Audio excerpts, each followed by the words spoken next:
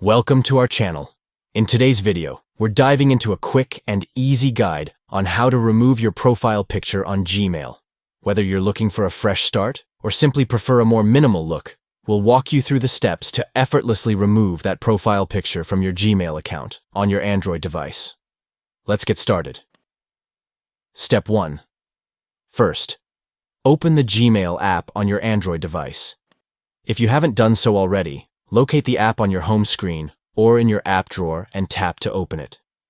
Step 2. Once you're in the app, look to the top right corner of the screen where you'll see your current profile picture. Tap on it to bring up the profile options. Step 3. After tapping your profile picture, you will see options related to your account. Go ahead and tap your profile picture again to access the removal menu. Step 4. Now, at the bottom left of the screen, you'll see the Remove option. Tap on Remove to initiate the process of deleting your picture. Step 5. Finally, a confirmation message will appear, asking if you're sure you want to remove your profile picture. Confirm your choice, and just like that, your profile picture will be gone. And there you have it. It's really that simple to remove your profile picture on Gmail.